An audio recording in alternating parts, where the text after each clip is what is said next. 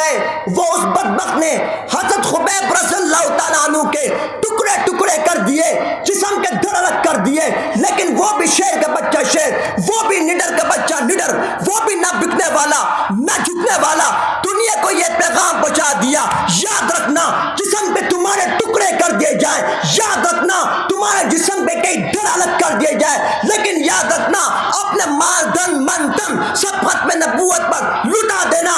ہم بھی انشاءاللہ حضرت خبیب رضی اللہ تعالیٰ عنہ کے نقش قدم پر چل کر کے اپنی اولادوں کو لٹا دیں گے، اپنے گھر بار کو لٹا دیں گے، اپنے مال تن من دن سب لٹا دیں گے، اپنے والدین کو لٹا دیں گے، لیکن انشاءاللہ ثم انشاءاللہ جب تک یہ انسان ہے ان کے دلوں میں ایمان ہے، ثم انشاءاللہ تا قیامت تک ختم نبوت پر ہم آنچ نہیں آنے دیں گے۔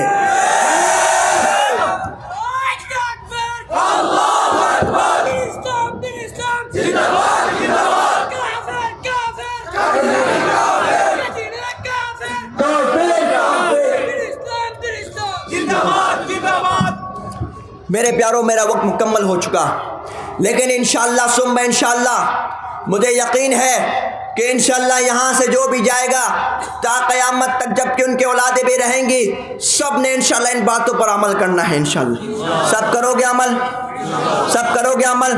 آخر میں ترانے ختم نبوت سناتا ہوں، میں کہوں گا تاجدار ختم نبوت، آپ نے کہنا ہے زندہ باد۔ کیا کہنا ہے؟ لیکن ذرا مجاہدوں کی طرح ہو۔ انگریز پوچھنے لگا احمد علی لاہوری جسم ٹھنڈا ہو گیا؟ کیا پوچھا؟ جسم ٹھنڈا ہو گیا؟ برف میں رکھے گا تو ٹھنڈا ہی تو ہوں گے نا، ٹھنڈا ہونا ہے۔ لیکن وہ احمد علی لاہوری تھے، انہوں نے فرمایا انگریز سن لے، جسم تو ٹھنڈا ہو گیا لیکن ایمان پہلے سے زیادہ گرم ہو گیا۔ جسم ٹھنڈا ہو گیا لیکن ایمان پہلے سے زیادہ گرم ہو گیا۔ شاہ محدث دہلوی کے سامنے جب عیسائی پادری سامنے آیا، چیلنج رکھا اس نے۔ چیلنج کیا رکھا؟ کہنے لگا کہ میں اپنی بائبل لے کر آتا ہوں، آپ اپنے قرآن مجید کو لے کر آؤ۔ کیا کہا؟ میں کیا لاؤں گا؟ بائبل۔ آپ کیا لائیں گے؟ سب بولو کیا لائیں گے؟ اور ہم ایک کام کریں گے کہ آپ اپنے قرآن مجید کو ایک آگ میں ڈالنا، ایک کنواں کھودیں گے آگ کا، اس میں آپ قرآن مجید پھینکنا، نعوذ باللہ، میں اپنی بائبل پھینکتا ہوں، نعوذ باللہ۔ جس کی کتاب جل گئی وہ بھی جھوٹا، اس کی کتاب بھی جھوٹی، اس کا مذہب بھی جھوٹا، اور جو بچ گیا اس کی کتاب بھی سچی، اس کا دین بھی سچا، وہ بھی سچا۔ کہا کس دن ہوگا یہ؟ کہا کسی ایسے دن رکھیں گے جس دن سارے محلے والے اکٹھا ہو جائیں۔ یہ دہلی کا واقعہ ہے، شاہ محمد دہلوی صاحب رحمۃ اللہ علیہ۔ کہا ٹھیک ہے دلی، کہا ٹھیک ہے منظور ہے۔ لاکھوں لوگ جمع ہو گئے۔ یہ تو شیطان دانش نے کیا کرا، بائبل میں کیمیکل لگا دیا۔ کیا لگا دیا؟ کیمیکل۔ لیکن اس نامعقول کو یہ نہیں معلوم کہ سامنے محمد کا غلام کھڑا ہوا ہے، یہ نہیں معلوم اس پاگل۔ لاکھوں لوگ جمع ہو گئے، جب سب دیکھنے آ گئے، ایک طرف عیسائی کا نمائندہ، دوسری طرف مسلمان کا نمائندہ، سب دیکھ رہے ہیں۔ کتنا بڑا ایک منظر، جس طرح میچ ہوتا ہے آج کل کرکٹ چلتی، اس طرح کا سب دیکھنے آ گئے۔ کیا حق کیا باطل، کون جیتے گا کون ہارے گا۔ حضرت نے فرمایا واپسی بات اور یہ اعلان کرو کہ ہمارا چیلنج کیا ہے۔ اس نے پھر دہرایا کہ میں اپنی بائبل آگ میں پھینکوں گا اور یہ اپنی قرآن مجید کو نعوذ باللہ آگ میں پھینکیں گے۔ جس کی کتاب بچ گئی وہ سچا، اس کا دین بھی سچا، اس کا مذہب بھی سچا، جس کی جل گئی وہ جھوٹا۔ حضرت نے فرمایا چیلنج قبول ہے لیکن صورت دوسری ہوگی۔ سب نے بولا کیا صورت ہوگی؟ اللہ اکبر۔ فرمانے لگے تو بے غیرت ہے، تو نامعقول ہے، تو بائبل کو ایسے پھینک دے گا دیر بھی نہیں کرے گا، لیکن میں تو غیرت مند ہوں، میں تو ایمان والا ہوں، میں تو اسلام والا ہوں، میں تو محمد مصطفیٰ صلی اللہ علیہ وسلم کا غلام ہوں۔ یاد رکھ چیلنج ہوگا لیکن چیلنج ایسے ہوگا تو اپنی بائبل کو سینے سے لگا، میں اپنے قرآن مجید کو سینے سے لگاتا ہوں، دونوں اس آگ میں کودتے ہیں جو بچ گیا وہ حق پر، جو جل گیا وہ جھوٹا۔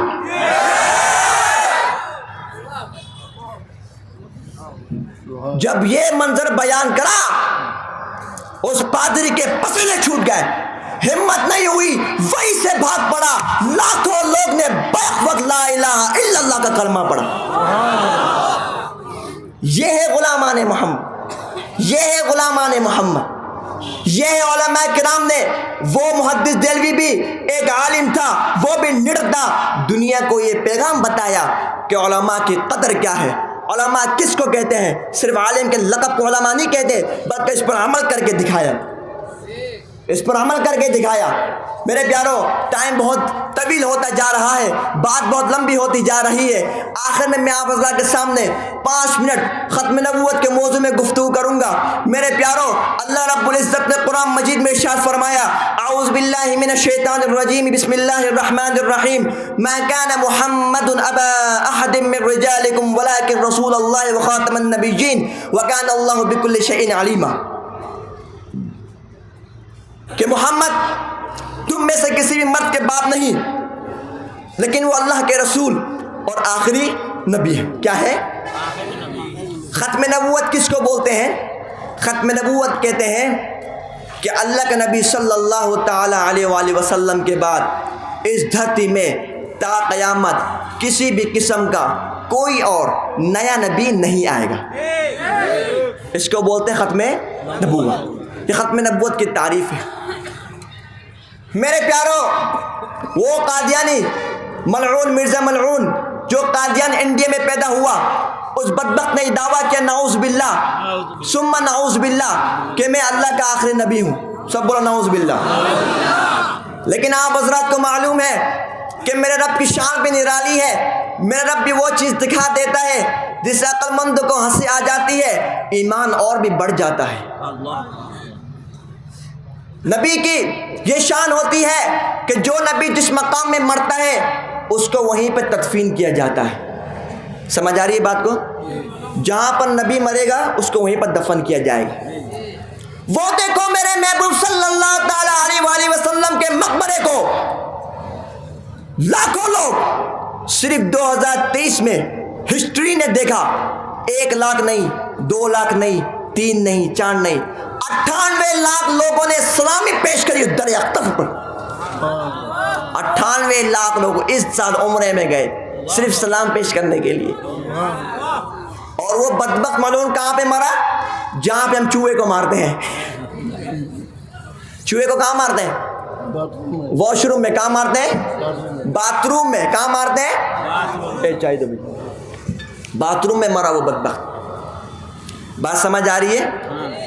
میرے پیاروں، یہ ختم نبوت کا مسئلہ اتنا اہم ترین مسئلہ ہے، اتنا نازک ترین مسئلہ ہے۔ جس طرح انسان کے جسم میں سانس کی ضرورت ہے زندہ رہنے کے لیے، بالکل اسی طرح مسلمان ہونے کے لیے ضروری ہے ختم نبوت پر ایمان رکھنا۔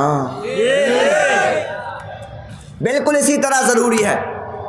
میرے پیارو، اللہ کے نبی صلی اللہ تعالی علیہ وآلہ وسلم کے وقت میں جب اللہ کے نبی صلی اللہ تعالی علیہ وآلہ وسلم کا انتقال ہو رہا ہے، وصال کے وقت ایک بدبخت نے نبوت کا دعویٰ کیا، اس کا نام تھا اسود عنیسی۔ اللہ کے نبی صلی اللہ تعالی علیہ وآلہ وسلم نے اس کی جانب قافلہ روانہ کیا۔ اس قافلے کے سردار بڑے امیر حضرت فیروز رضی اللہ تعالیٰ عنہ تھے۔ کون تھے؟ حضرت فیروز۔ نام یاد رکھنا۔ جزاک اللہ، جزاک اللہ۔ حضرت فیروز جب روانہ فرما دیا، حضرت فیروز نے اس کو قتل کر دیا۔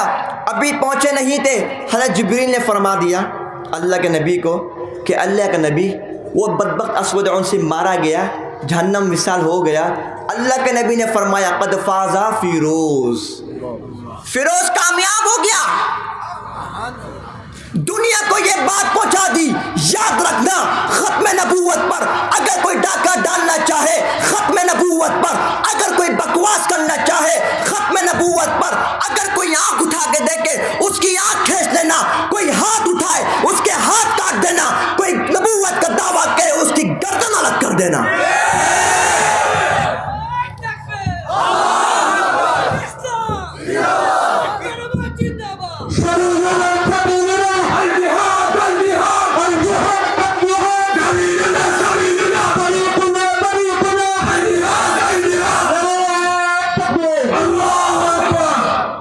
یہ اللہ کے نبی کا فیصلہ ہے.